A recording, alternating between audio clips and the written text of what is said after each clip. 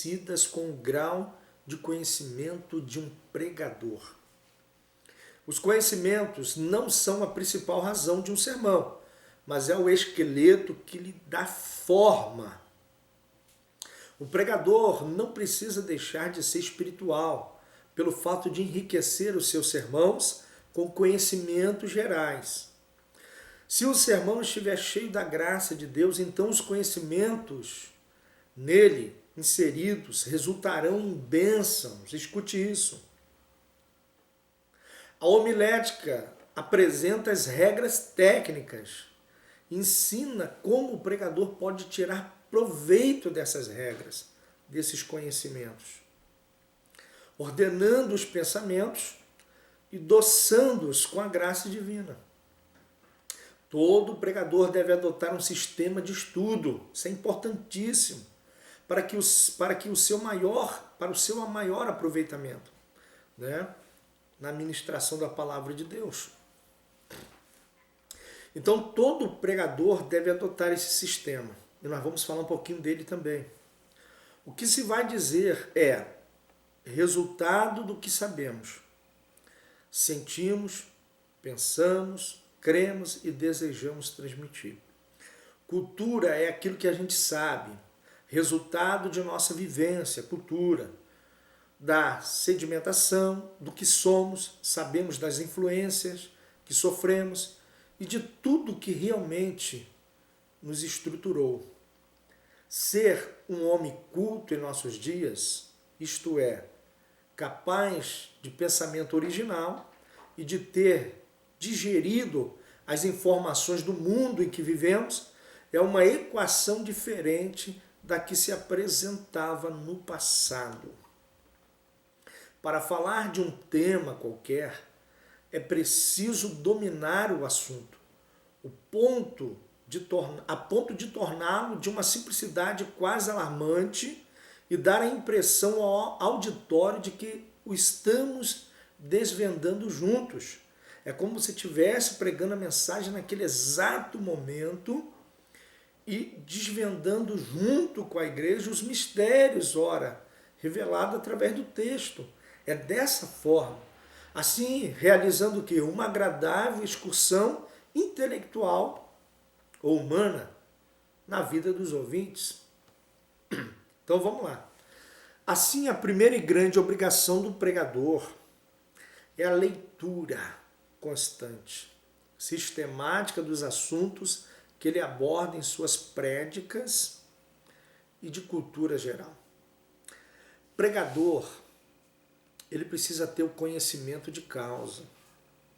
Pregador que fala sobre cura, ele tem que ter conhecimento de cura na vida espiritual e de cura na vida, né, científica, em todas as áreas de cura. Pregador que fala de milagre, ele tem que saber o que é milagre e que tipos de milagre pode ser ocasionado na vida da pessoa, na vida do ouvinte. E de que forma, né, nós provocamos esse milagre.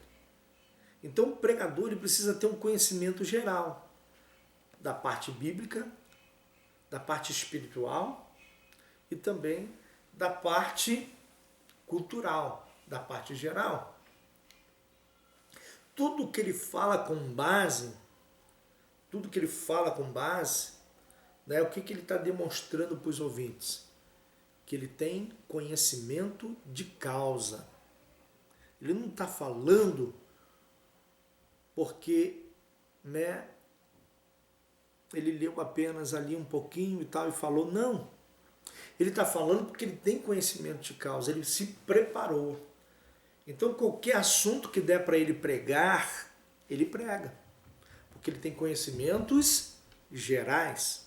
Essa é a importância de um pregador que está realmente preparado para pregar. Por isso que o pregador ele tem que ler diariamente a Bíblia, tem que ler livros seculares, livros teológicos. Então ele tem que buscar toda a base de conhecimento. Conhecimento é poder. Quanto mais conhecimento, mais desenvolvimento ele vai ter para pregar a palavra, mas segurança. Porque todo esse conhecimento lhe dá o que? Segurança para transmitir a palavra de Deus. Ele prega com segurança.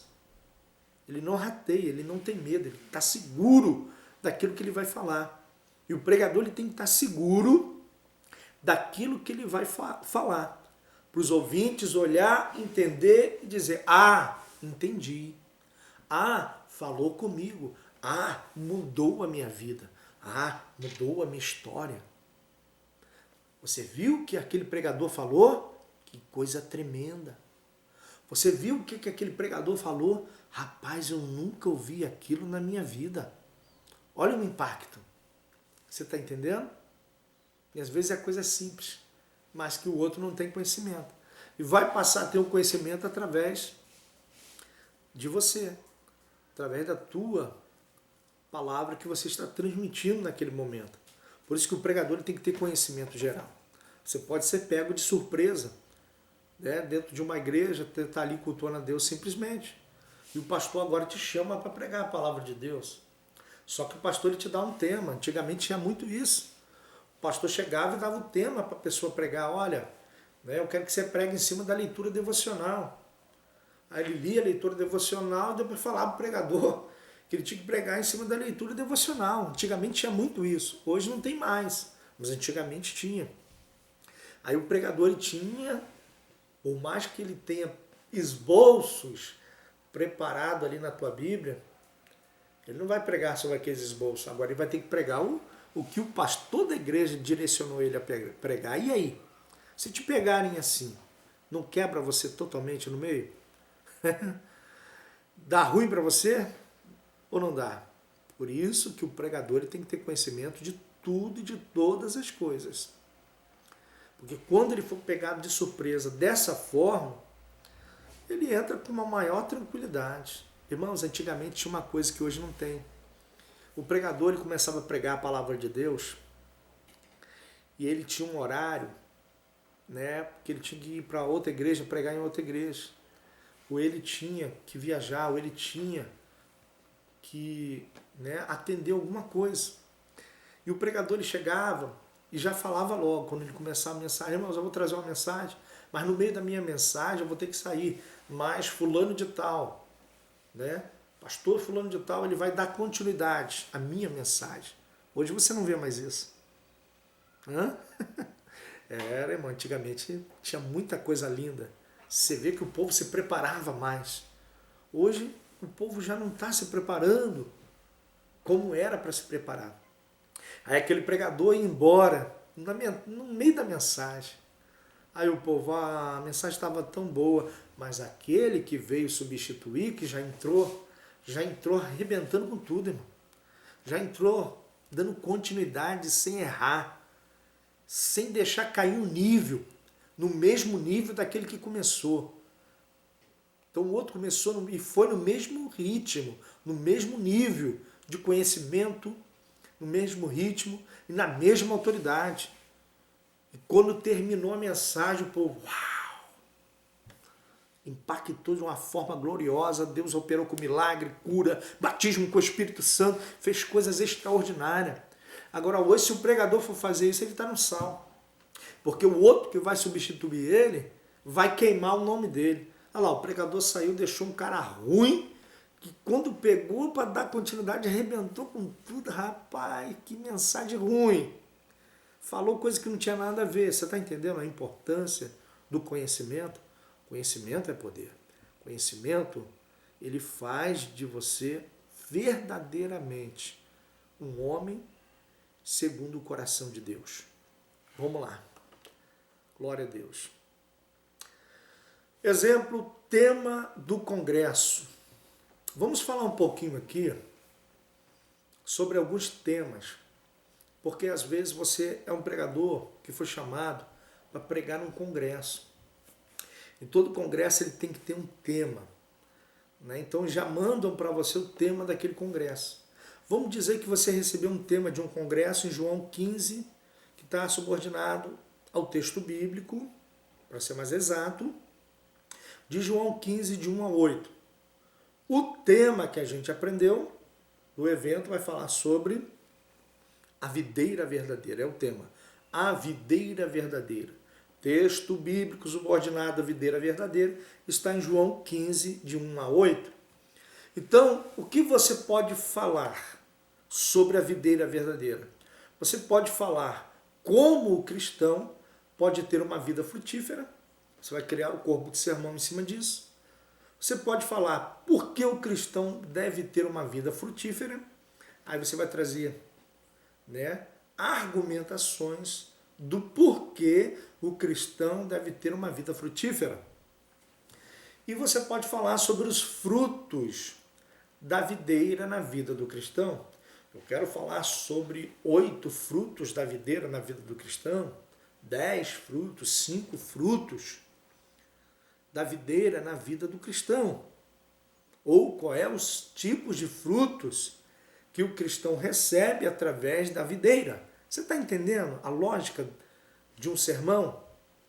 Por isso que quando você recebe um tema, fica muito mais fácil para você elaborar o teu sermão com antecipação, preparou, se dedicou e vai embora. Deixa Deus trabalhar. Utilizando sempre outros textos para se inserir um subtema no sermão. Datas comemorativas, cultos especiais, situações onde o assunto é uma explicação do momento. São cultos realizados em virtude de acontecimento específico na igreja. Ou seja, dentro desses eventos, você pode ser chamado para trazer uma mensagem num casamento, num culto de Natal, num aniversário da igreja. E aí? Né? Vai ser dado o tema para você ali, aniversário da igreja, culto dos departamentos, que é jovem, irmãs, criança, culto fúnebre. Eu já preguei muito em culto fúnebre, né? Culto doutrinário, evangelístico. Então, são alguns eventos específicos que você pode ser convidado para estar pregando. Por isso a importância do preparo, né, e do conhecimento. Atenção, conheça e domine os textos bíblicos para explorar esses assuntos mais facilmente. Isso aqui é para você praticar todos os dias. Se você é um pregador da palavra, você pode ser pego a qualquer momento para pregar em um desses eventos. Então é bom pegar todos esses eventos, né? São ocasiões especiais que nós falamos, como casamento, Natal, aniversário da igreja, cultos, departamentos, culto fúnebre, doutrinário, evangelísticos, e começar a preparar mensagem acima disso, porque aí você já vai ter uma base de mensagem subordinada a esses temas, a esses cultos especiais. Aí automaticamente, quando você for pregar, você já tem conhecimento de causa. Então vamos lá, dando continuidade. Ler os sermões limita o contato dos olhos do pregador com um auditório. Né? Igual estou aqui lendo para você e estou revelando.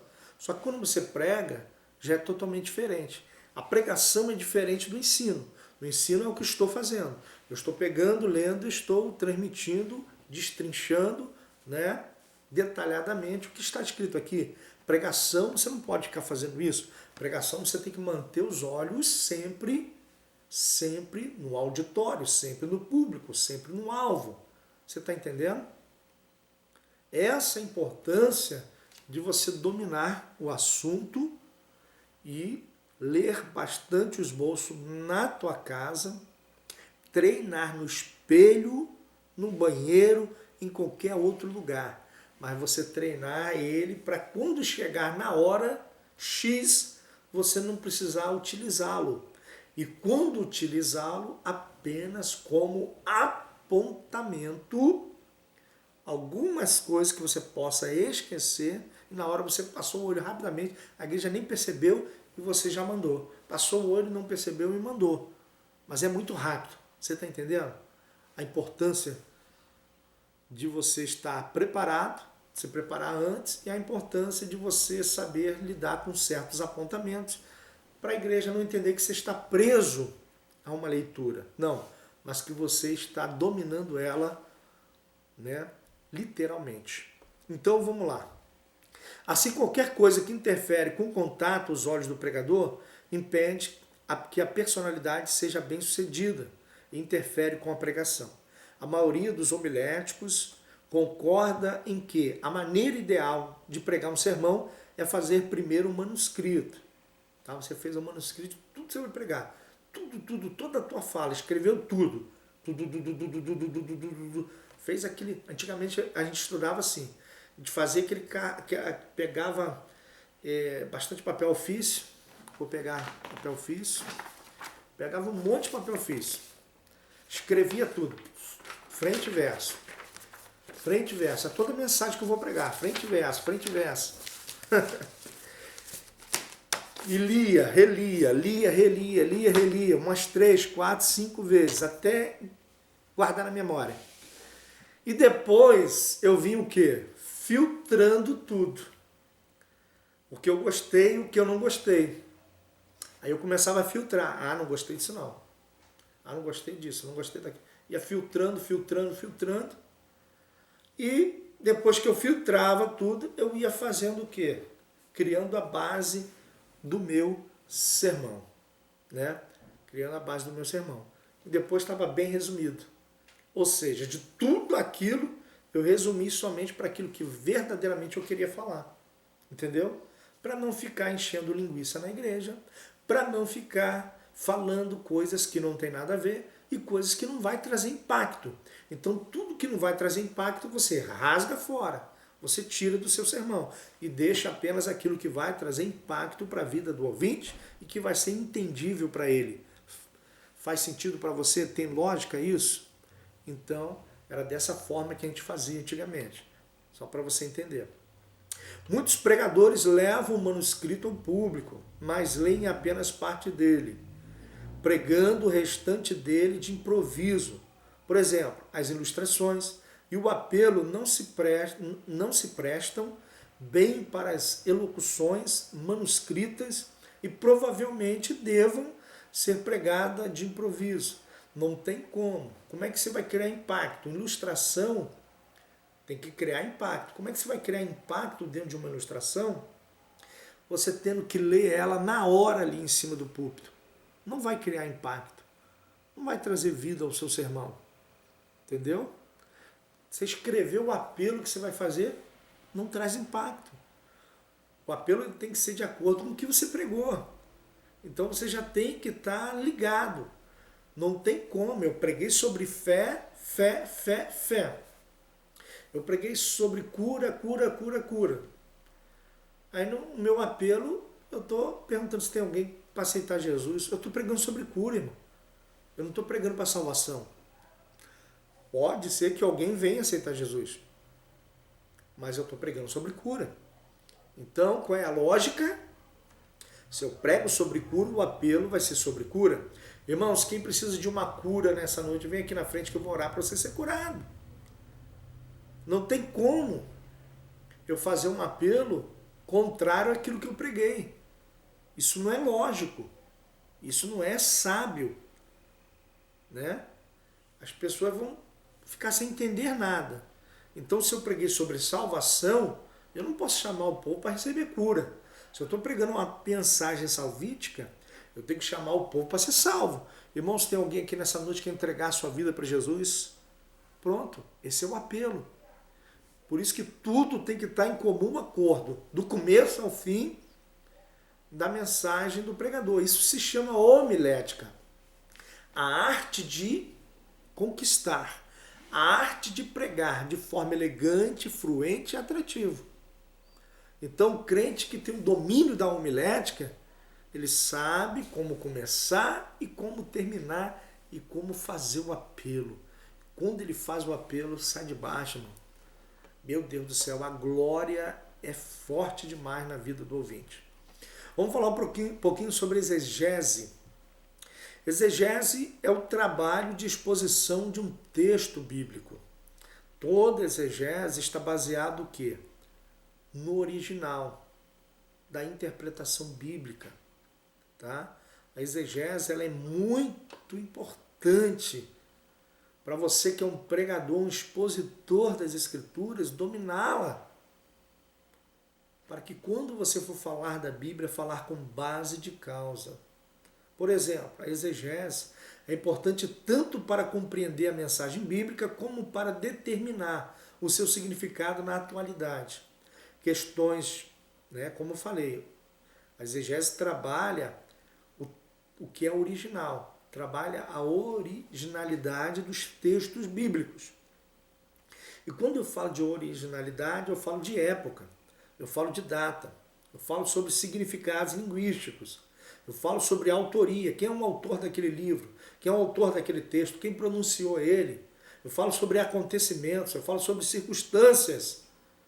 Você está entendendo? Eu falo sobre tudo isso. Então, quando você domina isso, você pega um texto bíblico, lê o versículo e você traz o contexto daquilo que está sendo pregado, mas com base dentro da exegese bíblica, o povo, uau, que profundidade. Que profundidade. Qual é a profundidade do texto? É quem escreveu o texto. É a data que aquilo foi escrito. Quem escreveu, a data que foi escrito, o porquê foi escrito. Qual foi o objetivo do autor em transmitir aquela palavra, né? Em que época foi aquilo? Qual era a cultura da época? Você vai saber da cultura da época que foi escrita, que não é a mesma de hoje. Que país foi escrito? O que se pensava naquela época que foi escrito? Aí você entra na mente do autor do livro. Você está entendendo? É muito estudo, né, pastor? É muito estudo. Isso aí é para quem quer viver da palavra. Pregue a palavra, mas pregue com sabedoria. O que o apóstolo Paulo disse para Timóteo: Timóteo, não seja apenas mestre, porque mestre todo mundo é. Seja mestre dos mestres. Né? Ou seja, domine a palavra com sabedoria em profundidade. Para que quando o povo for ouvir você falar da palavra, venham fazer assim: uau, que palavra é essa? Da onde veio isso? Você está entendendo, irmão? Isso é um impacto que é causado pela vida do orador. Como era naquela época, Spurgeon, que era considerado o príncipe dos pregadores, quando Spurgeon abria a boca para pregar, meu Deus do céu, o povo vibrava, o povo segurava na cadeira para não cair. Uma palavra de Spurgeon, Moody, João Wesley, né? Foram pregadores impactantes na Inglaterra, que pregavam de uma tal forma do povo ser impactado, chegar a voar com o poder da palavra. Você está entendendo? Agora vai ler a história desses homens. Martinho Lutero. Vai ler a história desses homens de Deus que eu citei aqui agora. Vai ver a biografia deles. Vai ver se eles eram analfabetos. Vai ver se eles não tinham conhecimento de nada. Eles eram letrados. Eles tinham conhecimento de tudo, de ciência. Tinha conhecimento de filosofia. Tinha conhecimento jurídico. Tinha conhecimento de tudo que você possa imaginar. Eles se aprofundavam, mergulhavam com força nos estudos. E fizeram história. O nome deles fizeram história, que até hoje todo mundo sabe quem é Wesley, né? Todo mundo sabe quem é Moody, quem é Spurgeon, quem é Billy Graham. Você está entendendo? Morreram, mas o legado continua.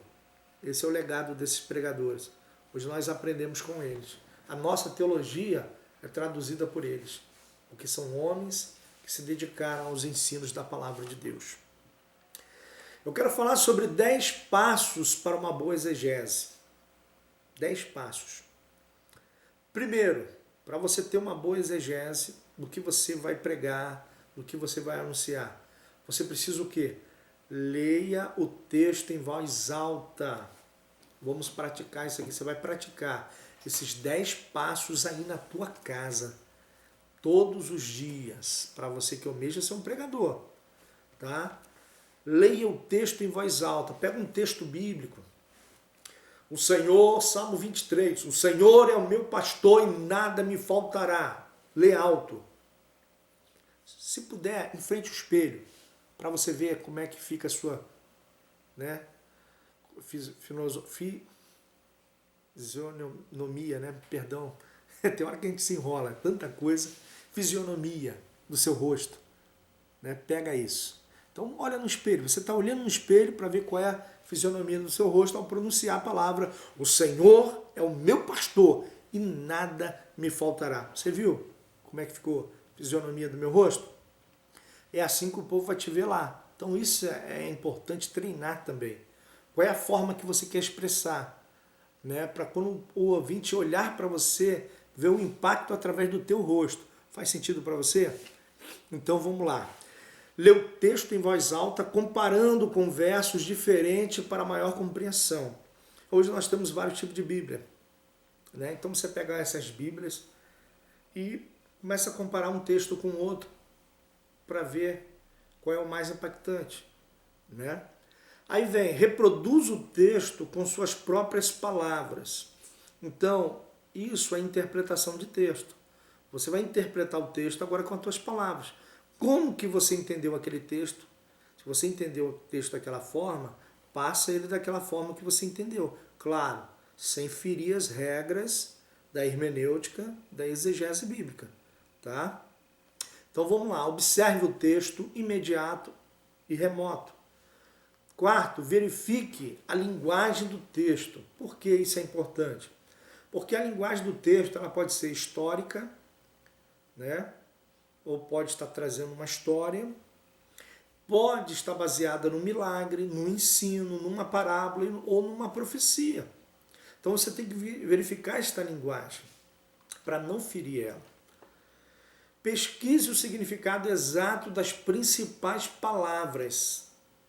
Pegou aquela palavra que você vai, né, que você vai manejar ela ali na hora de você pregar o seu sermão? Então você procura ver o significado dela, pesquisa no dicionário e traz a tradução dela. Isso é importante. O teu esboço vai ficando mais e mais e mais didático, entendível. Você pegou uma palavra difícil, procurou no dicionário, enriqueceu aquela palavra. Você falou o nome dela de forma difícil, mas agora você está trazendo a introdução dela com excelência. Aí o ouvinte, uau, é isso que quer dizer aquela palavra? Você está entendendo? Isso é importantíssimo. Faça anotações, né? Você vai ler o texto, vai fazer todo tipo de anotação, escreve o que você está lendo. Isso é uma técnica para você se aperfeiçoar na leitura do texto. Então você fez as anotações, você está anotando e lendo e ao mesmo tempo escrevendo. Não importa se é o mesmo texto que você está lendo, escreve tudo, tudo, tudo. Porque quando você escreve, você absorve ele melhor, você entende ele de uma forma, né, mais abrangível. Então a importância de você ler e escrever. Vamos lá. E agora eu tenho que fazer o quê? Agora eu tenho que fazer uma pesquisa. Pesquisa do contexto do texto. Todo texto sem um contexto, eu já falei, ele dá margem à heresia. Então eu tenho que pegar e pesquisar o contexto. Quando eu falo pesquisar o contexto, dá margem à heresia, porque tem muita gente ferindo o contexto. O texto está falando de uma coisa totalmente diferente do contexto. A pessoa prega uma coisa, mas o contexto diz outra. E aí? Isso traz, né, um transtorno psicológico muito grande, principalmente para aqueles que dominam, entendem